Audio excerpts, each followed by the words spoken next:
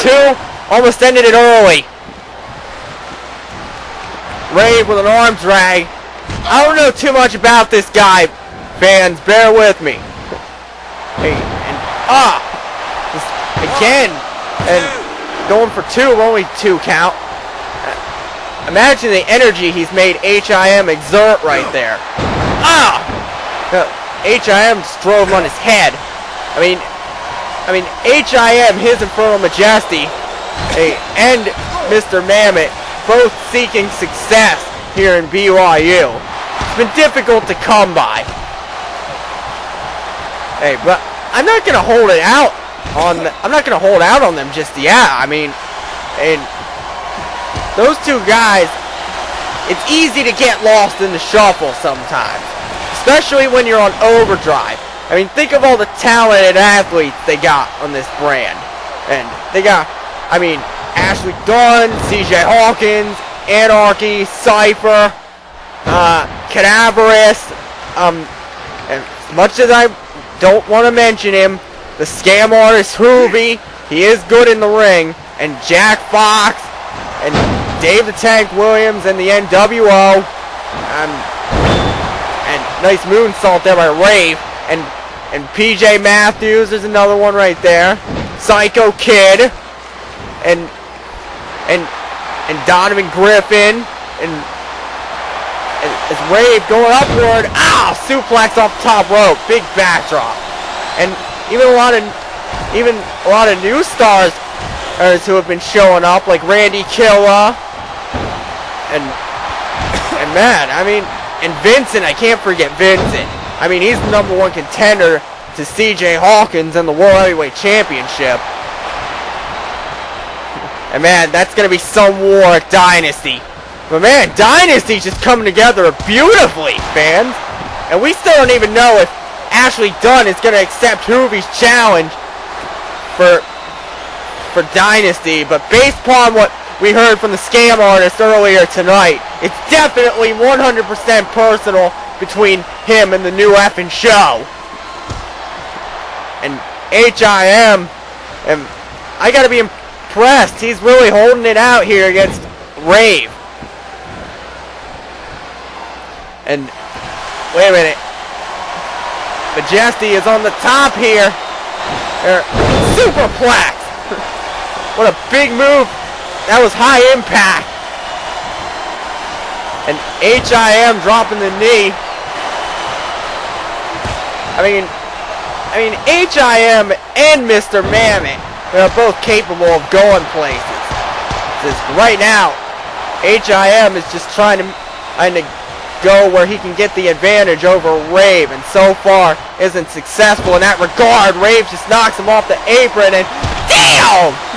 Crossbody. Just crushes him with that thing. Just sends it back in. And drops the elbow on him. And Rave sends HIM off the ropes. Drives his head into that mat. And man, we still got those 2 big tag matches up later as HIM dropped the elbow on the Rave and goes for a cover. There's 2. He got him! Man, usually the newcomers always emerge victorious on their first night, but HIM, I'm gonna applaud him for that. He might have finally broken through here tonight. HIM with a victory over Rave here on Overdrive. Man, we'll have more action for you in a moment, guys.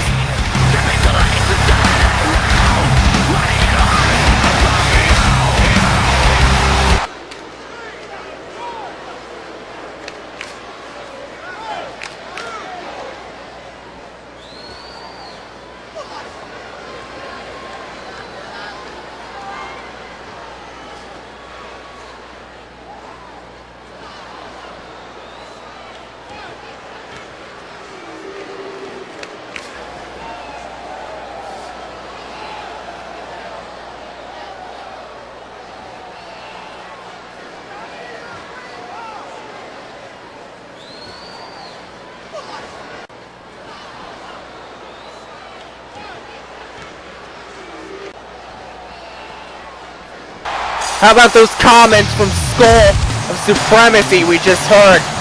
As Mr. Mammot on his way to the ring, he was complaining about not being on the Dynasty card. But then Nathan Elliott shows up and challenges Skull one-on-one at Dynasty, and Skull accepted. So we got another match for that CPV. Oh my God, Dynasty's gonna be huge, folks. Believe me. Hey, I mean, you gotta brace yourself, man. I mean, you thought the Summer Bash was big. You thought last year's Dynasty was big. Wait till you see Dynasty 2, December 24th, and Mr. Mammot. One thing I didn't get to say about him and HIM last match was, one thing I've always wondered, are they fan favorites? Are they heels? Do the fans don't care, just not care about them one way or the other? I mean, after that last match, though, they should care. I mean, HIM beating Rave sent a signal. No, him and Mr. Mammot weren't just going to be punked around by newcomers. They were going to take a stand. And this match might be another case of that, because Killa, who made his debut a couple weeks ago, is on his way to the ring. And he'll be going up against Mr. Mammot. Man, Killa, one thing I noticed about him is he's the only guy here in BYU on any of the rosters who dresses like a pro wrestler. All these other guys stay true to their backyard roots. But Killa, he comes out here looking like a pro wrestler. And look at him climbing the top here. And here it comes, the Killa pose, as I'm calling it. Very similar to the Hoovy pose. I wonder if Hoovy knows as Killa does this. Maybe he'll start complaining that Killa's trying to steal his thunder and rain on his parade. Like he's been complaining all night about everyone else. Ashley Dunn, Shadow MC, CJ Hawkins, me, the fans, Sam Weston, Captain Falcon, as we're underway here.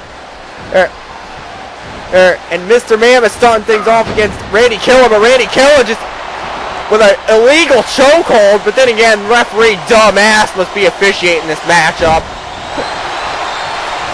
But yeah, I kind of wish Captain Falcon would show up in BYU. Because we all know he would destroy Hoovy with just one Falcon punch. Then again, I've been trying to ask Psycho Kid to teach me how to do the Psycho Lariat. So, if I ever have to go to the ring and deal with Hoovy myself, I'll be properly prepared. And I'm not sure if Killa was properly prepared for this match, but you can see he's making a momentum reversal right here. At first it looked like he might not have been taking Mr. Mammot seriously, which is not too surprising considering how long both Mammot and HIM were lost in the shuffle, as I was saying last match. My man, Killa, who made an impressive debut a few weeks ago over HIM, I'd like to point out. How do you knock a person down with one boot to the midsection? Killa must have a lot of lower body strength. Although, that clothesline in the corner, the right hand, I mean, oh, whoa, wait a minute! The RKO out of nowhere! If you blink your eye, you'll miss that! Killa goes for it right here, and it's going to be over. There's two. No! Mr. Mammot kicked out of the RKO. It's like I said, him and HIM, they're tired of being looked at as second bananas. And kicking out of the RKO like that, that's a big statement. I mean, HIM came through in the last match